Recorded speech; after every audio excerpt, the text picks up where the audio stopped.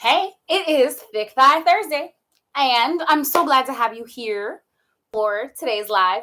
We are talking, I guess, a after dark kind of Thick Thigh Thursday, where we're talking about sexuality and sensuality, and owning that as a plus size woman, and everything that I'm about to say can probably also resonate just as a woman, as an adult, right? Like as someone who has experienced any issues with confidence or things like that, right? Like there's a lot of people that this can apply to. The thing is that I can only speak from my perspective at all times.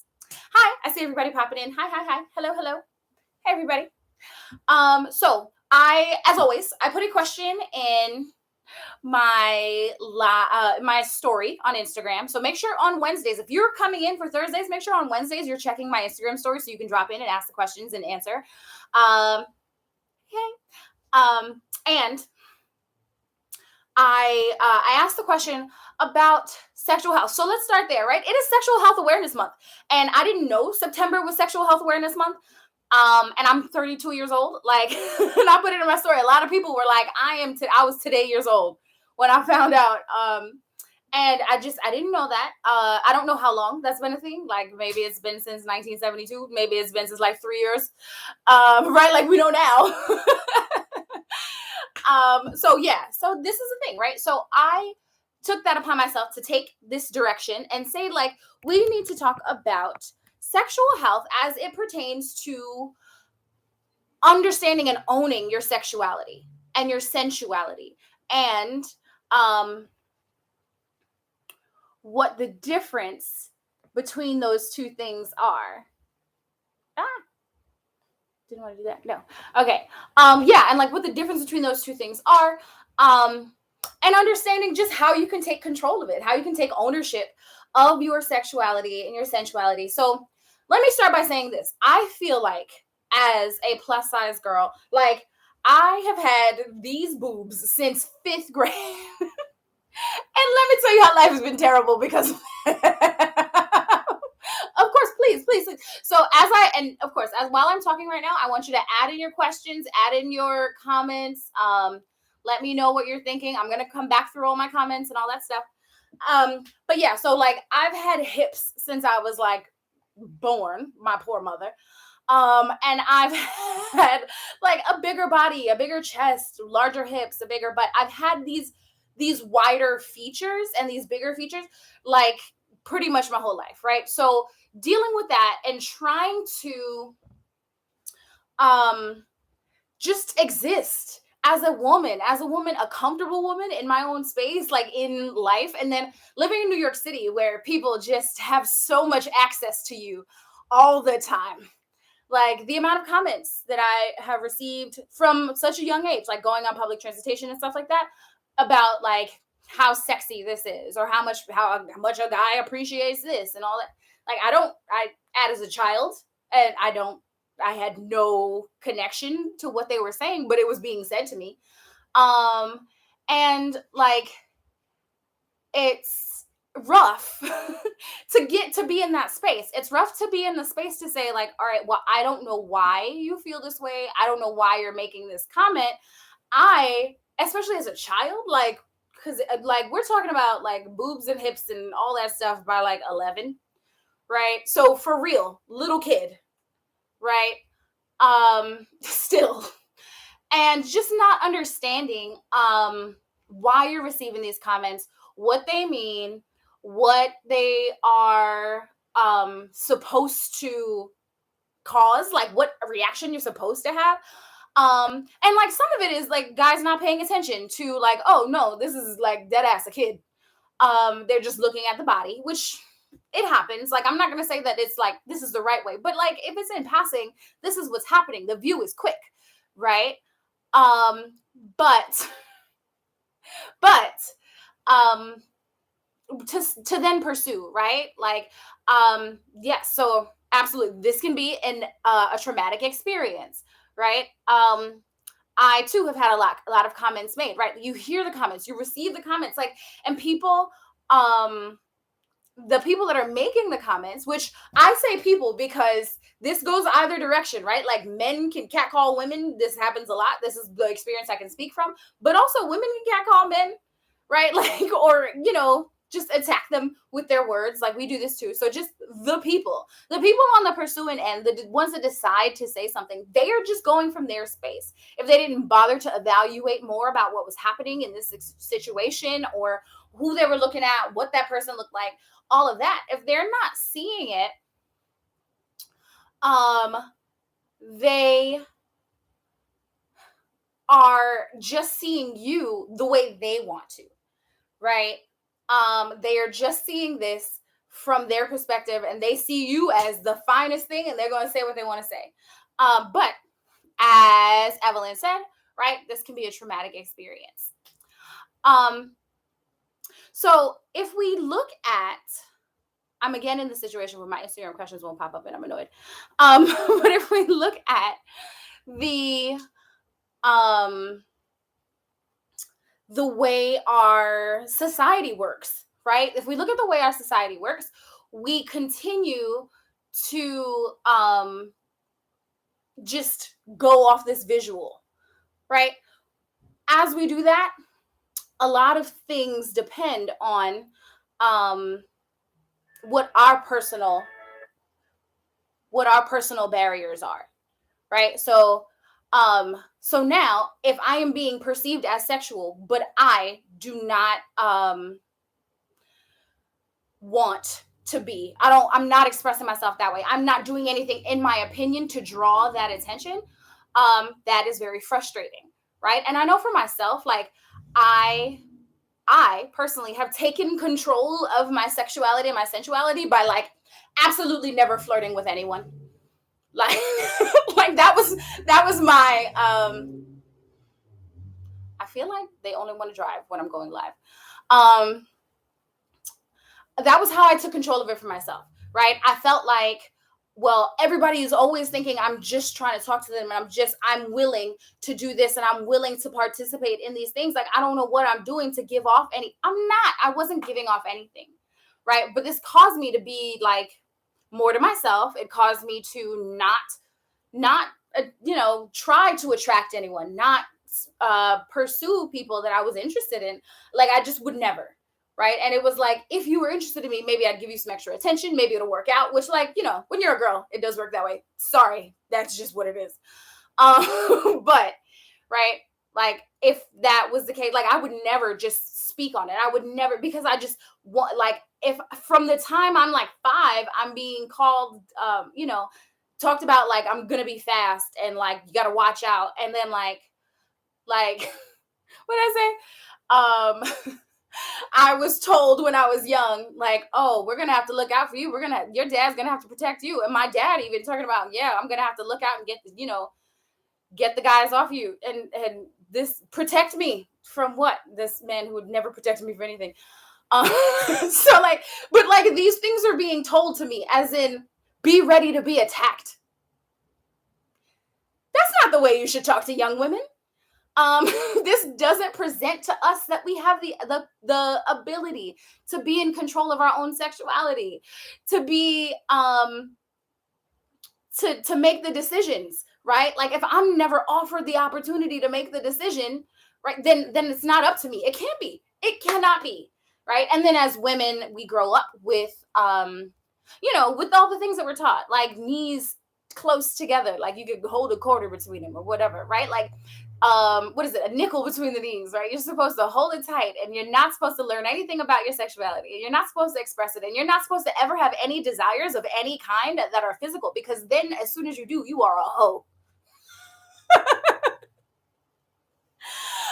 So, and like, that's just how we're taught. That's how they treat us growing up. And it's like, oh, that really sucks.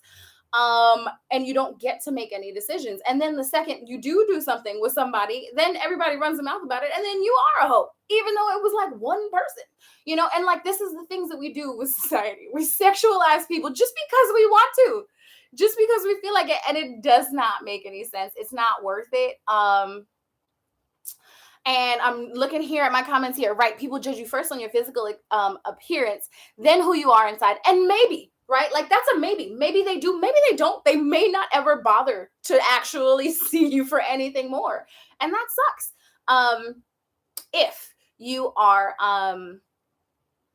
looking for more. Put the fear into you, and then you're sent off into the world unsure of yourself. No, this is exactly right. This is what happens in our families, right? They just start talking about you, talking about your body from the time it starts, right? Like if just no matter what it is, if you're pretty, you got good hair, you got shape to your body, you're filling in your hips, you're whatever, like all of it, right? Like those things are just said to you and you just have to take it in. And then so the other part of this that I wanted to really bring in the idea of, right, is that like the fat girl syndrome, right? So a lot of times bigger women are just seen as inherently sexual, like because we have the big boobs, the big butt, the big this, the big that. We're more shapely, right? Like I have no control over that at 3, you know? But like for that to be put on us, right? And then with the idea that fat isn't pretty, fat is ugly, fat is bad, fat is the worst thing you could be, right? So if a guy decides to pay you any attention, you better give it up. You better provide and that's just not a thing either, right? Like, and it doesn't need to be. But this is what we're taught. Again, our sexuality and our sensuality just snatched right from us, right? That's exactly what happens.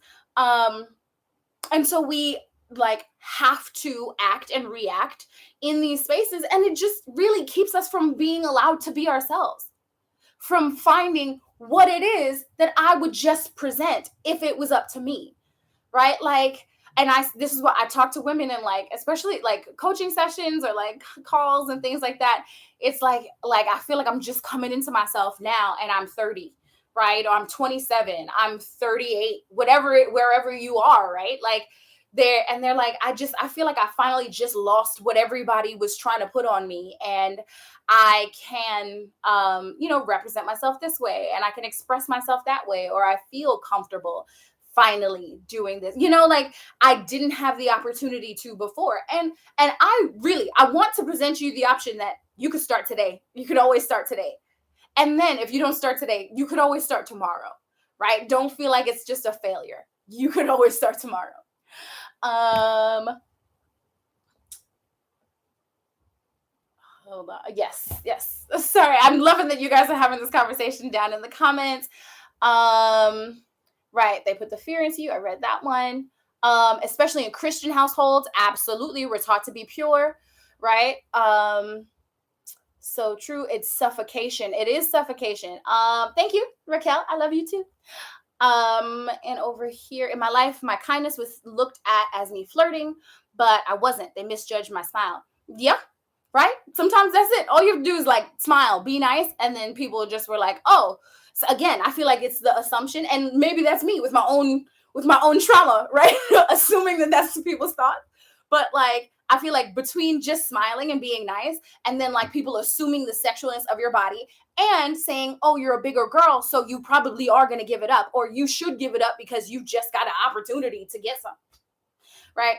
So between all those things, as soon as you even present the option of being nice to someone, then immediately you're flirting. Immediately you're trying to just get them in bed, or you're telling them you want to go to their bed. No, you're not. And I promise you, I'm not. Right? I have this fortunate thing where no matter who I meet, I go, "Hi, I'm Seisha, and I've got this smile." And I don't know why, because I'm from New York and I'm not really friendly, right? So I don't know why I do this, but this is what happens. People immediately are like, "Oh, she's flirting and she wants this." And I don't want it. Go away. Thank you. I like my time by myself. And just like, that's just the size of it, right? I had a comment. Somebody dropped in a question. And she said that she feels like she lost her sexuality with her gaining weight from having children, and has left her disconnected from her husband. And I've come across this a lot more recently, especially like I said, now that I've been coaching and dealing with people in different circumstances versus like me just talking to my friends through their own dating situations and stuff. But like hearing that women are feeling disconnected from their own sexuality and sensuality, even though there's a man pursuing them, even though there's a man saying that they want them, even though there's a man trying to have sex with them. Now, I'll say for my case, and after pregnancy, right? I don't have any kids. I definitely felt that in my relationship when I was feeling unwanted, right? When I wasn't being pursued anymore, even though I was still in a relationship. I was like, is it me? What did I do? And then like still not feeling control of my own sexuality, right? Like my desire for sex. I felt like I had no control over it. And that was the situation. That was what happened. And that's a rough one to deal with because you don't know, you don't get to see, again, that this is always from somebody else's gaze. You can't see yourself from anybody else's gaze, and you can't see them from any gaze but your own. You can try and you can look around it and you can work your way around it, like to get better ideas, make it make sense, right? Like get the perspective, the options in the perspective. It's very important to try and do that. But it's still true that when you receive information, when you receive a reaction from someone, when you are on the receiving end based on your input and what you did, you're seeing it from your perspective, what they said, and you're seeing a cause and effect, even if that's not true. That's just how it happens. Right here. Sometimes it's not even a body. I was told it's the looks I gave people, and I was literally just looking. You know what? Yeah, if you just look too nice, like people are like, oh, she's nice. That must mean she's gonna say yes to everything I want her to do. No. But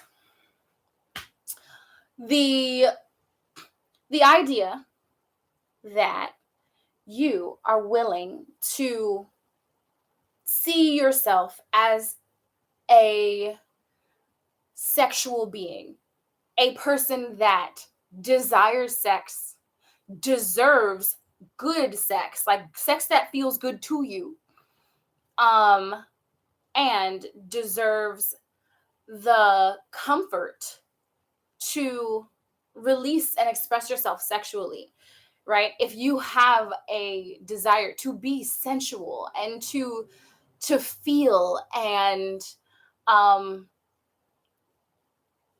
reach for whatever sexual connection you're specifically looking for, your desires, your wants, your likes, right?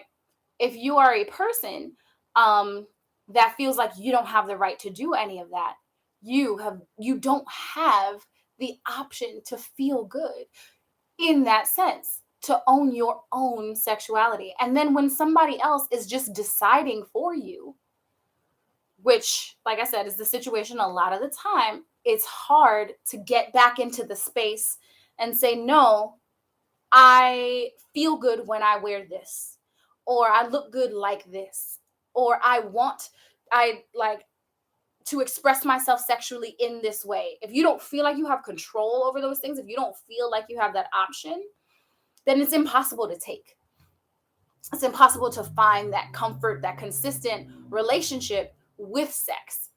And then so the other side, right, which is what I was just talking about, of that, when you have somebody here actually pursuing you that you should want, right? Like a lot of women, we're talking about this like with postpartum or just like the way your body changes after a baby or after a certain age, right? Like there's some people that were skinny until they were 21, and then by 22 they had put on 50 pounds, and then that's how they stayed, right? And like, I'm not saying that like, yes, that is healthy if you just randomly put on 50 pounds. But if the people in your family got a little weight to them, a little size, a little thicker, right? Then yeah, that probably is going to happen. And it caught up to you, right? But if you stay in good health and you move and you know, this, that, and the other, if you are taking good care of yourself, you're at the weight you're supposed to be at. Right? Now, if you know you're not taking good care of yourself, that's a different conversation. That's not what I'm talking about.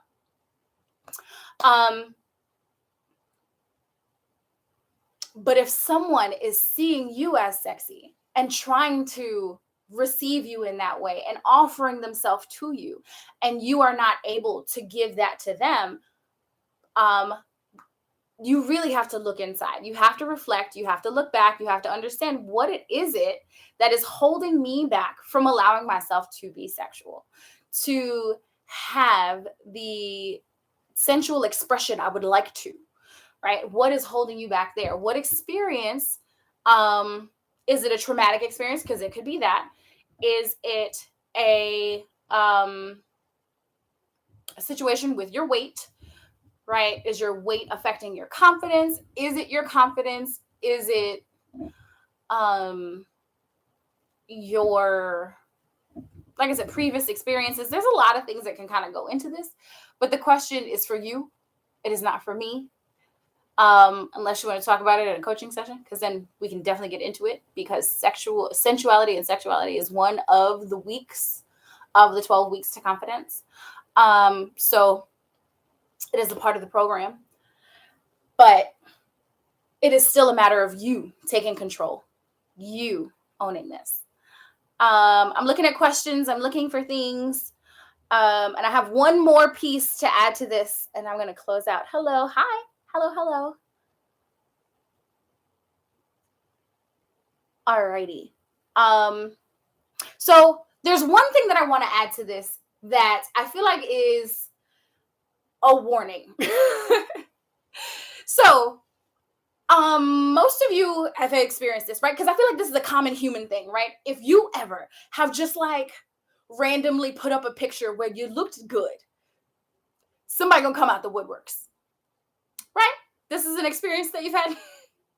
So I will let you know that as soon as you start expressing this sexuality, this sensuality, people will come out the woodworks. They will bother you. They will slide up in your DMs. They will talk to you in ways that are different from the way they were talking to you before. That is something to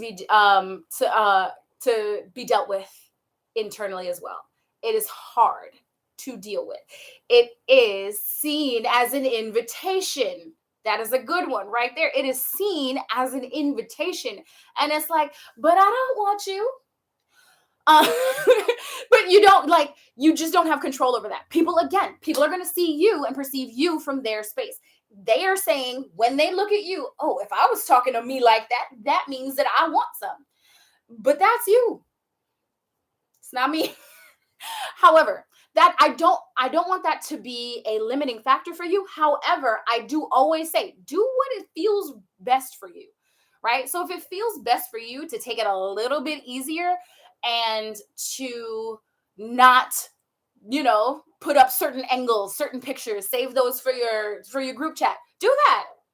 Still, that's fine. Live how you want to live. You don't have to be sexy for everybody to be sexy, right? You are not now suddenly sexy just because you put your ass out there, right? And then you're not also, I'm going to try to make a sentence out of this.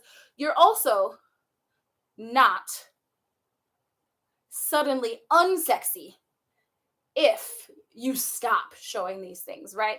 You can still be sexy if you used to wear your thong bikini out on the beach with your boobs pushed up to here and this and that, whatever, and a feather boa. And that used to be your style. And now you're like, nah, I'm much more chill. I'm going to put on this tankini and sit with my babies. Fine. Still sexy if you own it. Still sexy if you really are comfortable. Still sexy if you want it to be sexy, right? Because maybe you're also in a space like, you know what? I don't even want to be sexy like that anymore. Then let it relax. You still got it. I promise. Because again, somebody still want it. Promise you that. So I just want to take that, like I said, as a warning, right? Like you may not be ready for that kind of attention. And it depends, again, if you want the attention. If you want the attention, then cool. If you don't want the attention, you don't have to take it. You don't have to do it. You are allowed to be sexy. You are allowed to express that however you see fit. And if you feel like you're not, if you feel like there is a big roadblock, this might be something to talk to a therapist, a friend, a coach, or someone, some sort of professional about what is holding you back. You are allowed to make those decisions for your best self, right? For your most, for the version of yourself that is most comfortable with who you are and how you present yourself all the time. And I think that's all I have to say about that. So I appreciate you all for being here. Feel free to drop any last questions or comments as I plug all my stuff.